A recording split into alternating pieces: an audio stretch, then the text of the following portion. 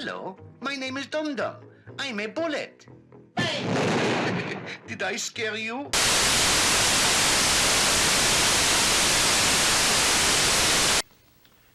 Two days before he died, Miguel came raging into my kitchen. He swore he would get the name of the man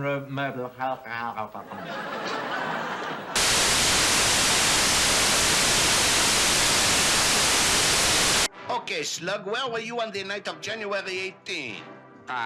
Let's see, January date. Oh, I'm dealing with a blank cartridge. I'm getting it there. It's coming.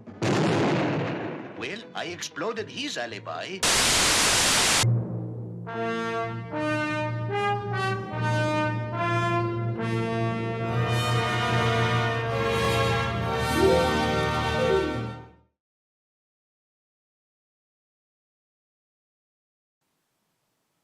With the success of the Pink Panther, audiences didn't have to wait that long for a follow-up. The funny thing? It wasn't intended to start off that way. Once filming wrapped on the Pink Panther, Peter Sellers was attached to an adaptation of a Broadway play, which was also an translation of a French murder mystery comedy called Les Idiots, a stage play. Unfortunately, Sellers had some disagreements with the script in general, and thus the producers begged and pleaded director Blake Edwards to help out with the situation. He was hesitant at first, but Edwards decided to relent under the condition he could completely rewrite the script. As a result, A Shot in the Dark bears little resemblance to the stage play it's based off of, or in this case, both adaptations nonetheless, but it has one big advantage. By carrying over the Inspector Clouseau character into this movie, it makes A Shot in the Dark not only a worthy sequel to its predecessor, but by a large, vast improvement. And I'm not alone on this one, thankfully. The movie opens with a sequence that is very different in style and tone, but I love it. From our own point of view, we see the Balon East State and its inhabitants running around, either having affairs or sneaking around.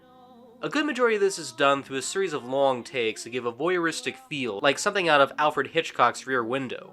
We want to know who these people are, and wait in anticipation for the titular action this movie is named for.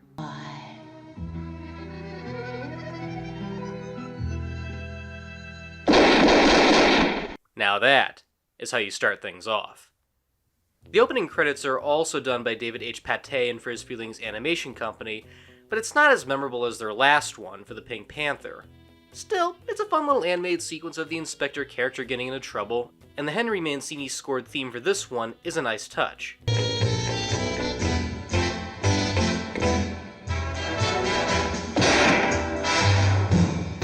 Compared to their last movie, it fits the comedic yet sinister nature of the movie. Ironic, as this theme would also be used for de Paté and Freeling's Inspector cartoons, but they're not as good as the Pink Panther shorts, but let's not go too far off track.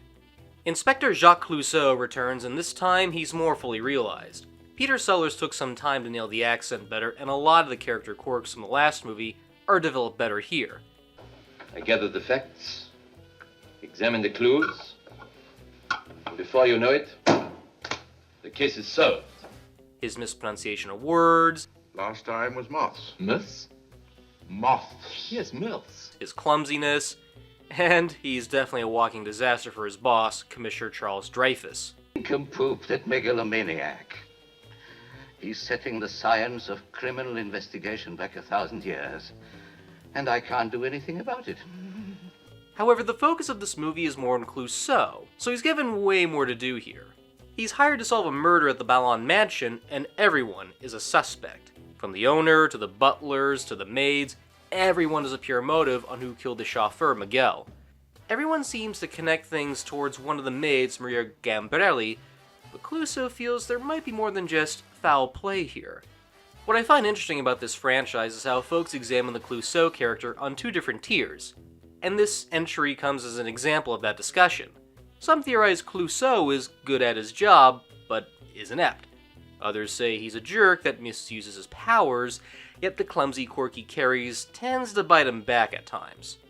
Most of this is left ambiguous, and it's up to the viewer to see where they fall. There's plenty of evidence to back that up on both claims. Though there is plenty of evidence to back up on that last theory. Like, why in the world would he release Maria from jail a couple of times when she's a key suspect? Does he believe that she's innocent? Or is Clouseau just attracted to her? For me, I see him as a guy that is a good detective, but his own bungling gets the better of him. Watching this movie again, there's a very particular clue he notices that I never caught until the very end. At first I thought it was a throwaway line, but it does come back and the conclusion reveals what happened. Knowing that now, it does make sense going back to the scenes where he makes these charts and examines the facts. This is someone who is knowledgeable, but he's a walking hazard. On top of that, the slapstick and comedy is way better here. A lot of that comes from Sellers and director Blake Edwards improvising and ad-libbing various things on set. In comparison to the slow pace of the last movie, this one has things taking place on instant, so it makes the comedy land more. You almost sense there's an unpredictability factor where anything can go wrong, even if it's something small. There's something that I am very interested to know. This room looks very... What happened? What? You fell off the sofa, you stupid. I know I fell off the... There's also some really funny set pieces and running gags that pack a lot of punch. Like when Clouseau goes in disguise to observe Maria, but is constantly getting caught.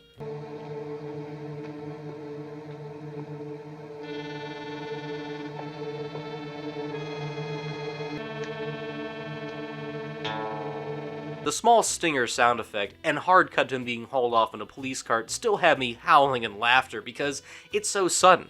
And more so, take a look at the back of the wagon. It seems to change a lot. I won't ruin the joke for newcomers, but it gets funnier and funnier just for simple small things that are just adjusted to make the joke all the more worthy. Yet, the centerpiece of the whole movie is when Clouseau has to question a suspect at a nudist colony. Doesn't anyone wear any clothes around here? No. What? This is a nudist colony. A nudist colony? Huh? Oh, for sure. We're a naturalist club. And of course, he has no reluctant choice but to go in all natural. For 1964, this was pretty risque and bold when you consider the amount of adult nudie flicks coming out at the time. Though in a way, I wonder if this was meant to be a satirical stab at all of that, especially considering the MPAA was later established down the road. Either way, I can only imagine the level of staging and planning they had to do in order to cover up any visible naughty bits, making it all the more funnier. Years later, this gag would be taken one step further in the Austin Powers movies, both as an homage and a funny way to expand on a great joke, especially pushing the boundaries of what can and can't be seen. Don't forget these. Oh, thanks. There you go. What also works well are the side characters Clouseau interacts with, pushing the comedy further on how much they can tolerate his bumbling actions. Elke Sommer is great as the suspected murderer, Maria Gambrelli. She really channels this innocent nature that makes you feel she's being wrongfully accused, but there is a slight suspicion she might not be. Yet, as things move along, you do feel like she's a good person that comes into places at the wrong time. I even like her chemistry with Sellers. You almost wonder if she's charmed by Clouseau and looks past his faults, or does see him as this respectful figure who trusts her. I know how you feel. I'm having a bad dream. It's a nightmare. Believe me, it's nothing to what would have happened if they'd caught us. Opposite to that is Monsieur Benjamin Ballon, played by George Sanders, the owner of the mansion the murder takes place in. I like how at first he's okay with Clouseau, but starts to see the kind of staggering train wreck he is. Yet Ballon never really comes out with his annoyances, he just keeps playing it cool, and I like that. It's also kind of fun to see the voice of Jungle Book's Shere Khan play against a comedic foil here. He would be on his way to the airport while I was on my way home. My wife was at a dinner party. This would give me a whole hour, at least, alone in the house. How delightful. I even like Clouseau's manservant Kato, played by Burt Kwok. The big running gag of the whole series is that Kato is ordered to intentionally attack Clouseau to make sure the detective is prepared for anything. In his introductory scene, you have no idea or any context what is going on. This could be some random hitman set to kill the guy.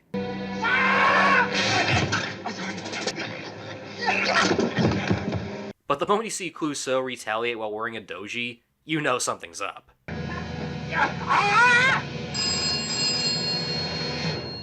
Inspector Clouseau's residence. And then, all of the puzzle pieces fall into place in your mind. He's hired just to kick the crap out of Clouseau and to train the inspector. That is hilarious. As the Pink Panther movies continued further, the Kato fights got more absurd and ridiculous to the point it felt like parodies of classic martial art films. They even got more painful at times too. Though there have been some debates onto the PC quality of the Kato character and whether he holds up in today's world, but screw it. I love the Clouseau and Kato fights no matter what. And then there is Herbert Lom as Commissioner Charles Dreyfus. Oh my lord, I love this character. Outside of Peter Sellers, he's the main reason I keep coming back to this franchise a lot. Lom is so committed to this role that it's a wonder to see how he goes from calm to demented in the matter of milliseconds. He's Clouseau's boss, and the very name of the inspector gets under his skin so easily to the point his eye twitches. I made a terrible mistake. Who did you assign to the case? Clouseau. Oh, my God. You released her again? Yes, sir. The victim was a man, and he made a mistake. A mistake? In a nudist camp? Nobody's perfect. Idiot! Sir. Nincompoop! Commissioner. Lunatic! As the movie continues, along with the franchise, Dreyfus gets worse and worse as Clouseau's actions cause him to turn into a ticking time bomb of crazy. Give me 10 men like Clouseau, and I could destroy the world. You can see it on his face how he's trying to hold back his anger and frustration, but no matter of venting can help. As the Pink Panther movies carried on, Dreyfus would get nuttier and nuttier, almost to the point he turns into a pure James Bond villain. And most of that is from Lom's performance, who really puts his 110% into this character, which would make Frank Grimes on The Simpsons envious. A Shot in the Dark is a near-perfect movie, but it carries two major nitpicks I have with it. Most of the focus is on Clouseau and two of the suspects. It makes me wonder how this movie would have played out if Clouseau got to interact with everyone at the mansion. It would make for an interesting ensemble film, but it's clear that things are more directly on developing the inspector more, which is fine. Peter Sellers carries and makes this movie, but that results in the other suspects feeling kinda shallow, especially when they get a small scene or two. And the biggest gripe I have is the ending. Clouseau sets up a trap to get the killer to confess, and alright, it kinda works. Yet, I won't give anything away, but it's the manner of how things turn out. Let's just say key people had a certain hand in other things during the murder, or murderers, without spoiling too much, and yet it took me a while to understand what happened. It does take repeated viewings to understand the solution. However, the way they reveal this whole thing is wrapped up so quick that it kind of feels overlooked. So when we do find out what happened, we are not given enough time to process the solution and what went on. I understand it better now, but it really varies on how well you pay attention to the murder mystery aspect, especially when little small details you think are throwaway lines kind of go in one ear and out the other. This is one you really gotta focus on, as every little piece is essential to the ending. Or else, you're gonna feel lost. Overall, I love A Shot in the Dark. In my personal opinion, it serves as a better introduction to the Pink Panther movies as opposed to the first film in general. And there's a lot of good benefactors as to why. The plot is more engaging, the comedy is sharper and on point, Peter Sellers gets to show his viability as a verbal and physical comedian, it's well photographed, and all around a worthy entry that easily improves its predecessor. No wonder this was a big hit when it came out in 1964, as both this and The Pink Panther were considered some of the highest grossing films of that year. Only to be beaten out by 2 James Bond movies and 2 movie musicals. But I digress. What can I say? Final verdict. See it with friends, but have snacks and Clue the movie on standby. For my words can't do this any more justice. It's a movie you should see, but definitely don't see it alone.